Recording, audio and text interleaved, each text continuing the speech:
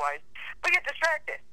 And we go off. Oh yeah, well the devils try to distract you while you're doing salah, so they make you forget how many units you just did, and then you have to do a forgetfulness prayer and you do 2 extra units, because you let the devils distract you and make you have stray thoughts, and it happens every time. It's like, oh, I know where I lost those keys, and then you like want to run away from your salat and go find them, but that's what the devils, they want you to stop. They'll like start helping you figure out stuff while you're doing it. That could be God saying, here's where you found your keys. Now, don't go get them now. Finish your work, and then you can go get them. Yeah, God could do it too. But I know that the devils want to try to distract you too while you're trying. They want, well, especially in the masjid. Most of it's in the masjid. Like when the guy calls, I don't remember what they're called. It's the person that calls, so they'll come to the masjid for prayer at the specified time. But when they do that, the jinn like breaks wind, I guess. He's the cantor. Yeah. No, I'm kidding. Well, the jinn breaks wind like to drown out the sound of him calling to prayer, and then runs. And then they say it runs away the distance that it runs away. They estimate from the hadith that it was like 30 miles. It runs away 30 miles, but then by the time they're all in the masjid doing their the Jumu'ah prayer, then the devils are back in there whispering in people's ears again. Like they came back from 30 miles away where they ran away to, and then they came back and they're like whispering in people's ears and trying to make them forget what they're doing. And so it's like a battle going on all the time in the unseen realm. Well, the jinn and the angels.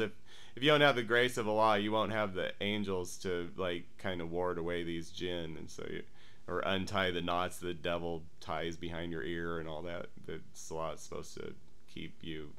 Salat's supposed to untie 3 of those knots. Like a lot of the sunnah is how you untie 3 of the knots that the devil ties behind your ear every day or something. So okay, that was my spiel. That was my little 2 cents worth. Oh, okay. I was going to tell you that, oh, dang it. Oh, did I tell you I met Ali Nuruddin, who is the cultural ambassador from Tehran to Cairo. When was that? In 77, when I was with Oh, I thought you meant like yesterday. I was like, oh, you're getting back into the... Khorassani, that's where I was staying with Mahel Ali, his son, at the Redwood Mosque in California, doing walks with Murshid Sam in San Francisco. In 1977? Islam. That was 1977? That was 77. I met Dear Blyat years later. Had private audience with him years later. So that's where you got some formal Islamic research? I guess so. I did want to there was something I was about to tell you. Oh man, what was it? Yeah, see the thing about the I was trying to get everything out of my system so I wouldn't make you forget something important you might have been. That was kind of why I was like trying to hurry up and just babble it all out of my head. Oh, okay. Got any more to babble? No. So now if you got something coming up, I won't be interrupting you. Yeah, it's out of my babble. Let's get back to Marilyn's babble. We got to talk about the my babble. Zombie apocalypse, or I don't know. Yeah, you need to be ready for that.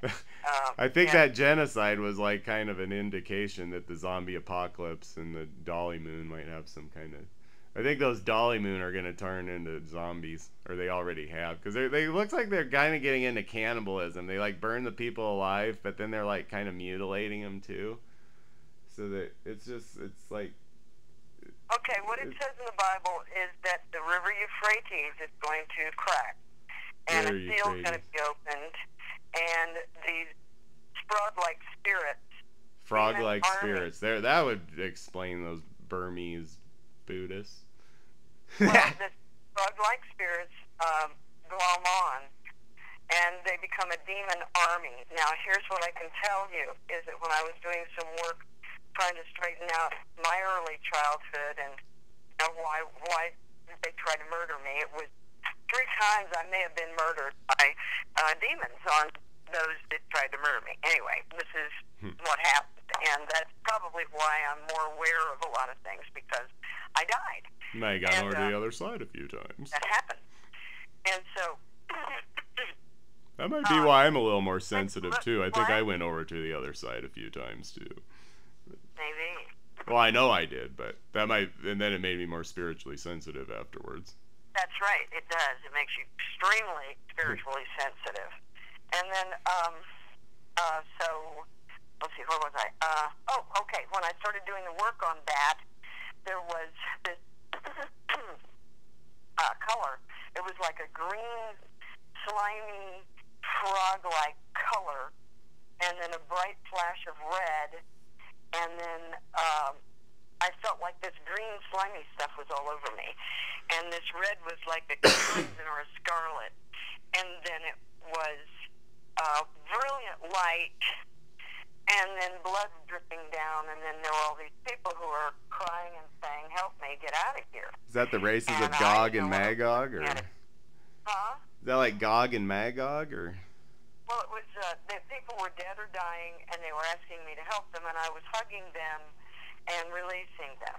I get these lineups every once in a while where I'm at a place where it's like a way station, and there are people who are stuck, and they have to go to the next side, and I just hug them and send them to the next level or so. I don't know how to